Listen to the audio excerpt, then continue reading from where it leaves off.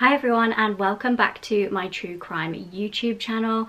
Today's video is a really infuriating case. I actually covered this over on my TikTok. People in the comments were very conflicted as to their opinions on this case, so I'm really interested in your opinion on this case. So as I said, I find this case really infuriating. It's quite a disturbing case, really. It's all about Zachary Latham. You might have heard of him as the boy who killed his neighbour for TikTok fame. A lot of people dispute that. People are either on one side of the fence or the other. Obviously, as with most of my videos, this video does contain distressing themes, so if that doesn't sound like it's for you, then please click off. And just a disclaimer, I've done all of my research myself, so I have done my absolute best to make it as factually accurate as possible, but there may be slight errors, which I do apologise for, but as I said, I try to keep it as factually accurate as possible. So let's start with a bit of a background about Zachary. At age 16, his mum passed away and he moved into his grandparents' house in New Jersey. Now, as a teenager, he had been known to cause quite a lot of trouble and he did have several assaults on his record. When he moved in with his grandparents, this did not change. So Zachary, like many 16-year-olds, posted on social media. For him, initially, his social media posts were a lot about his love of cars. He was very into different types of cars. And at age 17, he started posting TikToks about the cars that he actually owned. He started including like things in his TikToks about having a lot of haters and his road rage. Now, at the time, I don't know whether he was just one of those lads that kind of has a little bit of money and so he thinks that he has haters, or whether he actually genuinely did. I'm not too sure, but he did start to then make some enemies in his neighbourhood, basically due to his reckless driving and antisocial behaviour, which is a massive theme throughout this whole case. So William Durham, a 51-year-old corrections officer, was actually Zachary's neighbour when he moved in with his grandparents. Now, he lived with his wife and his two children and was clearly bothered, as I feel anyone would be, about Zachary's antisocial behaviour, revving his engine, driving really irresponsibly, very fast around the small neighbourhood. Prior to Zachary moving in, it was quite a quiet residential area and they didn't really have any trouble like that. So William actually spoke with Zachary's grandparents about his concerns and tried to nip this in the bud, which I feel like is the appropriate thing to do in this situation. They actually made Zachary go round to the Durham's house and apologise, and he did. However, his behaviour didn't actually change as a result of that. Tensions ended up just growing between the families, and Zachary and the Durham family ended up being in quite vicious arguments over the next 2 years. Now, Zachary married a girl called Sarah when he was 18 years old and he joined the army. That's just a little bit of kind of background as to what was going on in Zachary's life at this point in time. So this is now April 2020 and Zachary got into his first real notable confrontation with William's wife, Catherine. Now, he had been continuing the antisocial behaviour and driving recklessly, as we said, around their local neighbourhood when Catherine actually confronted him. Zachary decided to actually film this exchange for his TikTok. He actually started mocking the woman and calling her a Karen, and these are kind of videos that I do see. Usually when I'm scrolling on my For You page, there is usually a couple of videos of people getting into arguments, and I think people are just quite curious as to what unfolds, so they tend to do quite well and get quite a lot of views and comments. So Zachary actually posted it on his TikTok and got 3 million views, so I think that massively reinforced the fact that if he gets into arguments with these people, films it, then that's a funny thing to do, and that's, you know, going to get him some TikTok fame. So again, a few days later, Zachary starts driving around his neighbourhood in a very antisocial way. He's driving really badly, he's being very noisy, and he's also going very fast, which is obviously dangerous. He was actually speeding past his neighbour's house and aggravating them by shouting out of the car to Catherine, "Hey Karen, we went viral." And shockingly, on the actual TikTok video, his followers are really encouraging this behaviour from him. I don't know whether they necessarily realise how serious this would get, or realise the background of this, you know, the fact that she hadn't really done anything wrong, she was just kind of wanting him to stop being antisocial. They were egging him on. They were saying slash Catherine's tyres, generally just asking him to cause more trouble and post more videos. Now the Durhams, the neighbours, had a 21-year-old son called William Jr. And when he found out that Zachary had posted this video online and been mocking his family basically publicly, he went to confront Zachary while Zachary was in his car. William threatened to pull Zachary out of the car, but Zachary claimed to have a knife at this point. He posted the filmed confrontation with William Jr. as well as a video showing off the knife.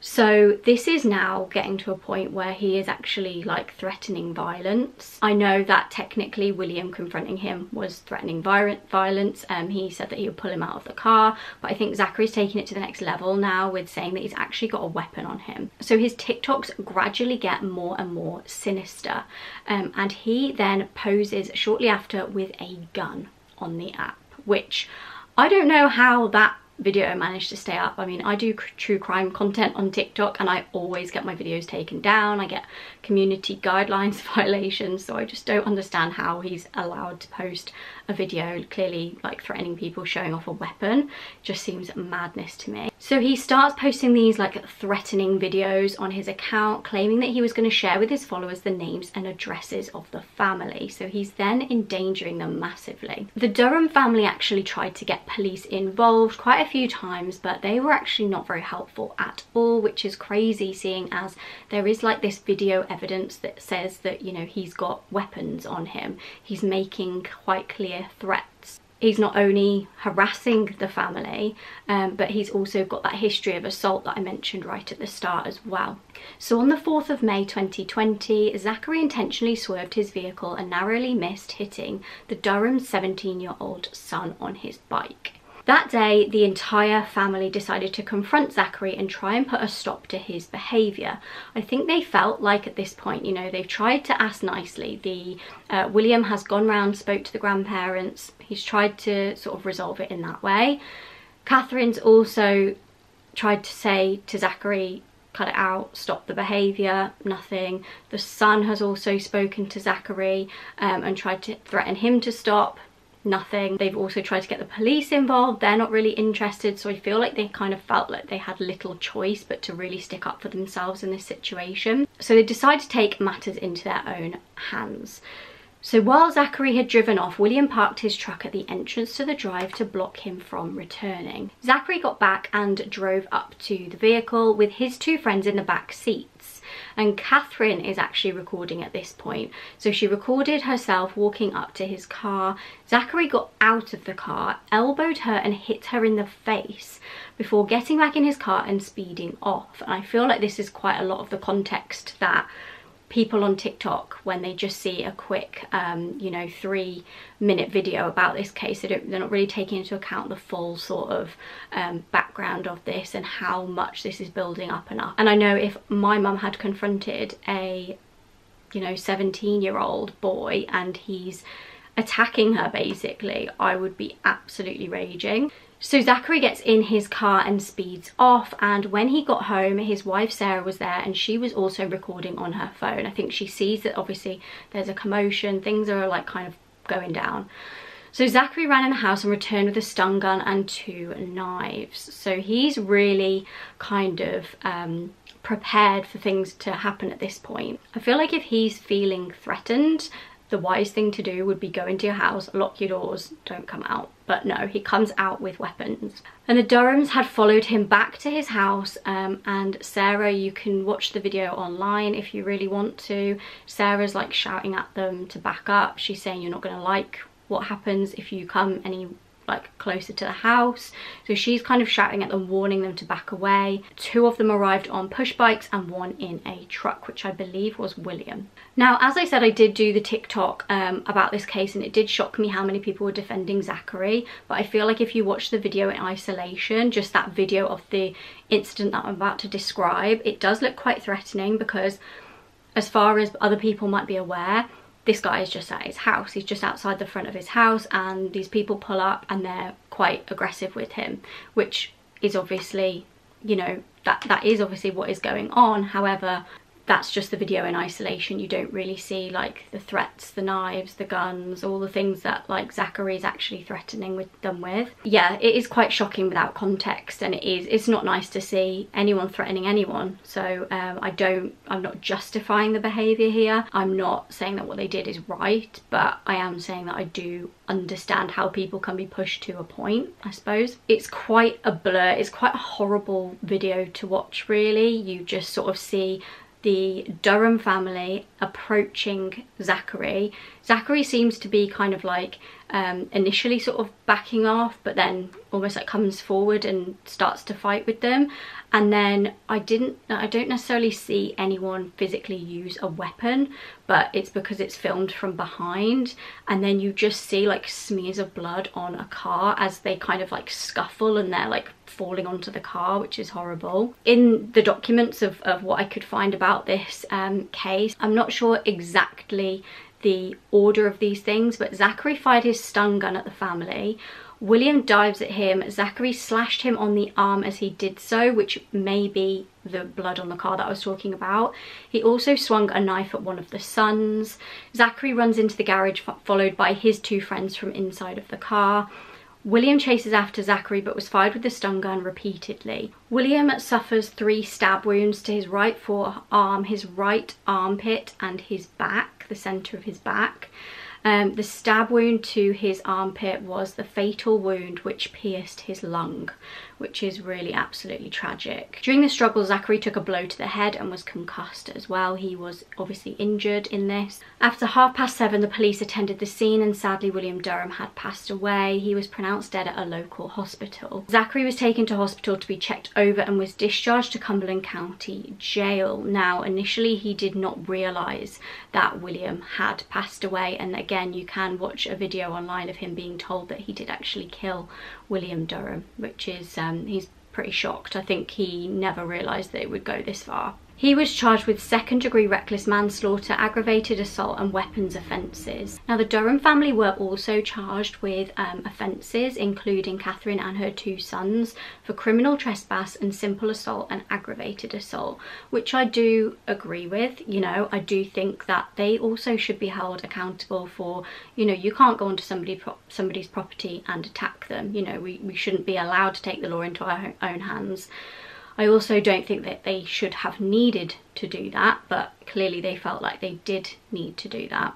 However, you know, they did pay the ultimate price. They've lost their husband, their dad, so that's just horrifically tragic. And I think, you know, they've been goaded and pushed for so long, and they did, yeah, pay the ultimate price in the end. Now, while awaiting trial, Zachary was controversially allowed out of jail, which in my opinion is just absolute madness. He'd clearly been bragging for ages about having weapons. He's got previous assaults on his record. He's quite clearly, in my opinion, out of control at this point. It was argued that Zachary acted in self-defense, and again, I do think that if you see that video in isolation, it's quite shocking, and it probably does look like it's self-defense. I think, yeah, you could probably say in that incident, the isolated incident, it was self-defense, but I think the context is so important. As I said, he could have retreated inside of his property if he felt like he was being attacked by somebody. That is what I would do. If I felt like I was in danger and someone was coming onto my property, I would go inside and I would lock the door and ring the police. He didn't do that. Sarah also stayed outside the property and was filming, which I do think is a bizarre thing to do. I can't say that if somebody that I loved, my husband or a family member, was being attacked in that way, I don't think, well, I know for a fact I wouldn't be stood there filming it. It's just a very, very bizarre situation. The Durham's lawyers claim that it was Zachary's intent to lure the family to his house so he could attack them and get Sarah to record it for TikTok. Now, the trouble didn't end with the killing of William Durham. You would think that that would be quite a sobering incident. You know, you've killed a man, now let it drop. The Durham family address was actually leaked in the comments section of one of Zachary's TikTok videos. We don't know who by, don't know whether that was Zachary or somebody, quite possibly could have been somebody else. But there were several sinister incidents for this already grieving, heartbroken family. They had to deal with, on one occasion, a car parked outside of their house and somebody was staring at the family for an extended period of time until Catherine walked outside of the house. She's braver than me, I wouldn't have gone outside. The person then drove off in silence, which is just really eerie and horrible. The family also received unsettling silent phone calls where the caller would say nothing before hanging up. So obviously their number has also been leaked, or somebody's found out their number, and that is horrible. They're already dealing with so much. Lo and behold, what happens next is Zachary was involved in yet another road rage incident. At this point, I don't know how he's got a license. How is he driving around? I don't know. On the 23rd of January 2021, he was arrested again after being in an altercation with another motorist. He had tried to ram the victim's car off the road and threatened him with a pellet gun. He was charged with 2 counts of aggravated assault. Now, shockingly, and this part of the story I was not prepared for, during Zachary's trial this year, he was found not guilty of all charges. And you can watch the verdict being read out, and he's grinning, he's thanking his lawyers. They make their way out of the courtroom and they're just like beaming, and I'm like, I just found it so shocking. I just couldn't believe it. So Zachary is a free man. Personally, I predict that it won't be long before he's involved in another incident. He gets arrested again. He's put away for some sort of driving offences, some sort of weapons offences. And yeah, that's kind of how the story ends, which is not really what I was expecting when I was researching this case, and I definitely don't think that there's any kind of justice for the grieving family. So please do let me know in the comment section below what your opinions are on this case, and you know, what you think about it. Have you watched the videos?